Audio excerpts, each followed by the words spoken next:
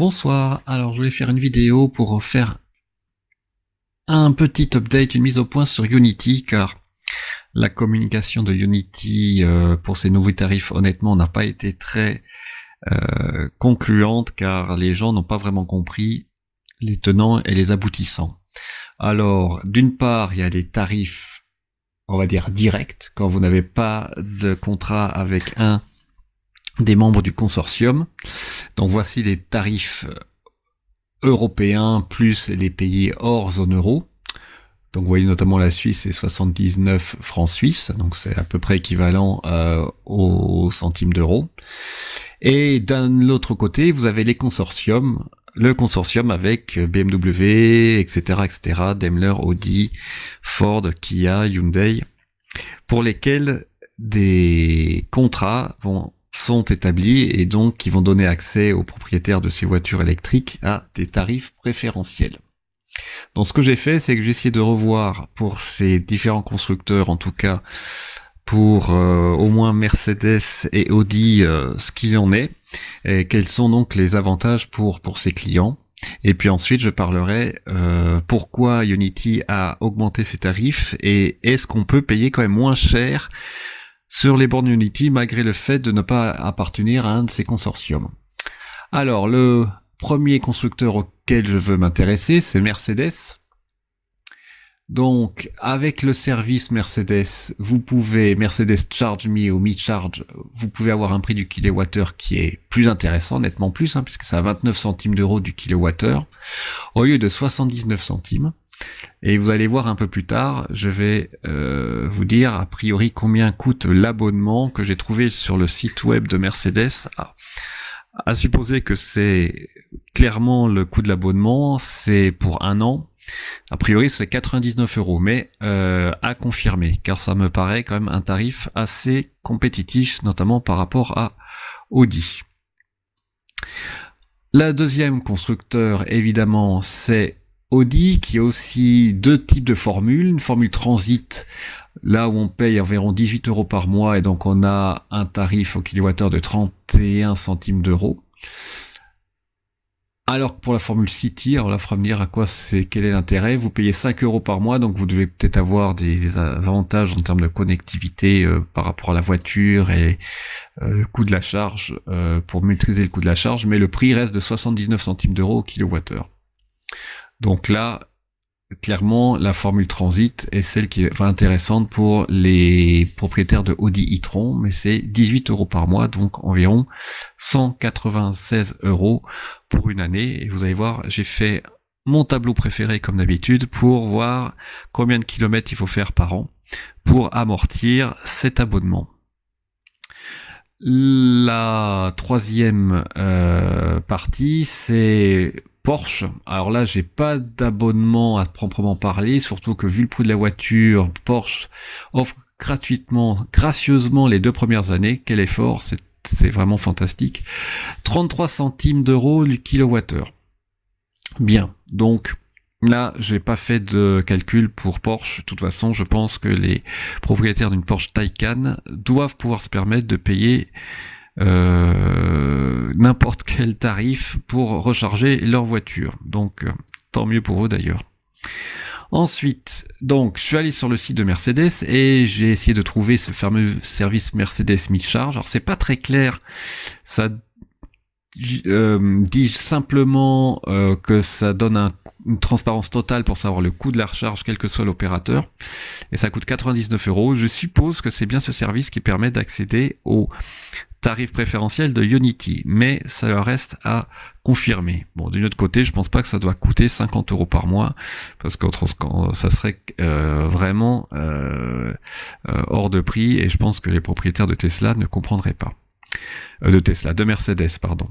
Et voici mon fameux tableau où j'ai calculé donc le différentiel par rapport au tarif brut, on va dire sans avantage de Unity, 79 centimes d'euros.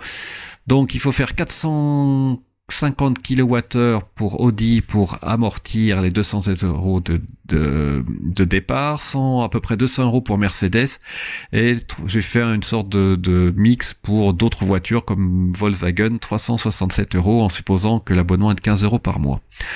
Alors après, tout dépend de la consommation de la moyenne de la voiture à 130 km/h. Je l'ai considéré 250, bon.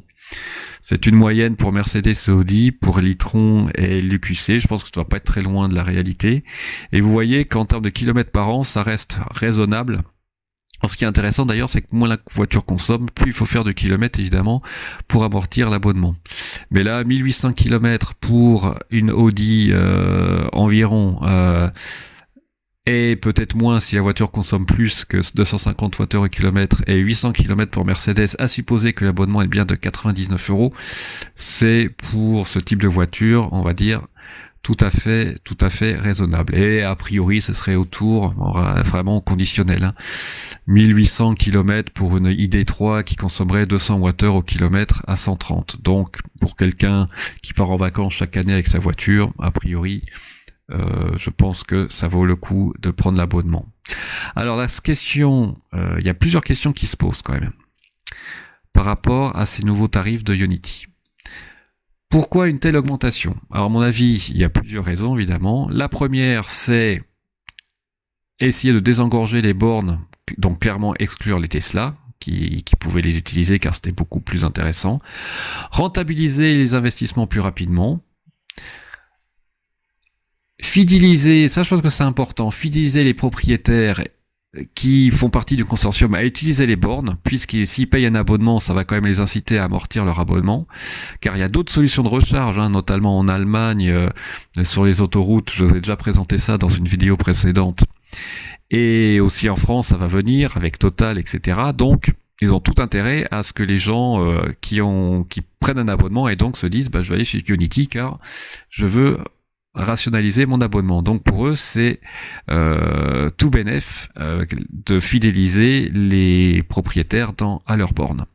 Et puis un autre facteur plus insidieux, c'est aussi inciter les autres constructeurs à rejoindre le consortium, dont Renault, PSA et surtout Jaguar, avec leur e-Pace, qui pour l'instant ne font pas partie du consortium. Donc pour eux, ils payent plein pot pour recharger chez Ionity. Et comme Peugeot a toujours considéré que c'était à l'État de fournir l'effort pour les solutions de recharge, là je pense qu'ils se mettent un doigt dans l'œil pour les superchargeurs. Ça se fera pas, donc il y a un moment ils vont avoir la pression s'ils veulent faire des voitures au-delà de la voiture citadine en véhicule électrique pour inciter les gens à acheter leur voiture plutôt que les voitures du consortium.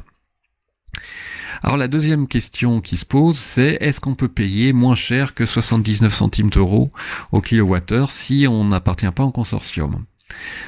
Alors, je ne peux que vous conseiller de regarder la vidéo de l'excellent Nuage Magique qui a fait une démonstration en temps réel sur une borne de recharge avec deux différentes cartes, une que je connais, que je vous ai présenté, c'est Freshmile, donc je vais reparler, et puis la carte Mango, qui est une carte allemande, et qui pour l'instant propose un tarif à 40 centimes du kilowattheure, plus des frais d'occupation payant au-delà d'une heure, donc c'est vraiment intéressant par rapport aux 79 centimes, ça c'est clair. Alors j'ai regardé sur internet, Mango, en fait on voit pas les bornes Ionity en France sur leur site. Par contre, je peux confirmer que on voit bien leurs bornes, les bornes Ionity, sur le territoire allemand, mais je n'ai pas pu trouver sur le site le détail de la tarification, mais il n'y a aucune raison que ce que dit Nuage Magique soit faux, surtout que dans l'application il montre bien à la fin le coût total de la charge, donc c'est bien 40 centimes d'euros, et ça reste donc un tarif compétitif, c'est clair, si on veut utiliser les bornes Ionity, en espérant que ça reste tel quel, et que cet abonnement, c'est quand même en allemand sur le site, c'est pas très facile pour s'abonner, reste applicable à les bornes hors Allemagne, c'est-à-dire garder ce tarif en France. Alors, Fresh Mile, là c'est intéressant car moi j'ai un badge. Alors là c'est très subtil car il y a une tarification de 19 centimes au kilowattheure plus une tarification à la minute. Et là clairement, l'objectif c'est de, comme disait Nuage Magique, d'inciter les gens à ne pas rester longtemps parce que plus vous restez longtemps, évidemment, plus c'est cher. Et c'est ce que je voulais vous montrer là. Concrètement, c'est autour de 50 centimes du kilowattheure si vous chargez jusqu'à 20 minutes. Ça passe à environ 60 centimes pour 30 minutes. Bon, c'est des estimations. Mais attention, parce que si votre vitesse de charge n'est pas optimale, notamment avec votre batterie Tesla, si elle n'est pas préconditionnée, car vous n'allez pas sur un superchargeur, ou si vous ne vous ne dites pas que vous allez à un superchargeur Tesla pour faire préchauffer la batterie si nécessaire, eh bien le temps de charge va être beaucoup plus long. Et là, ça peut faire mal. Ça peut être vraiment au-dessus de 50 centimes au kilowattheure. Alors que par exemple Total, qui va développer ses bornes, c'est 55 centimes et à mon connaissance, il n'y a pas de tarification à la minute. Donc, il faut vraiment faire attention, il reste quand même une inconnue si avec sa Tesla, on va charger sur un chargeur Ionity si la charge est lente. Là, vous perdez sur tous les tableaux.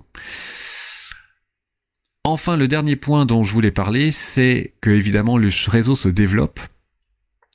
Donc, aux environ 200 stations à l'heure actuelle, ils veulent en faire 200 autres, à ouvrir 200 autres d'ici la fin de l'année, donc c'est bien pour les possesseurs d'une Mercedes, Audi ou Volkswagen dans le futur notamment. Mais le tarif vraiment est élitique si vous n'appartenez pas au consortium. Donc, pour les propriétaires Tesla, comme c'est ce qui nous intéresse le plus, c'est clair qu'il n'y a pas d'intérêt à aller sur les bornes Ionity à l'heure actuelle. J'ai l'impression que ça va devenir un peu un réseau exclusif et j'ai des craintes pour Renault et Peugeot. Qu'est-ce qu'ils vont faire pour proposer des solutions de recharge pour voyager à distance avec sa Peugeot 208 ou plus tard une 308 full électrique.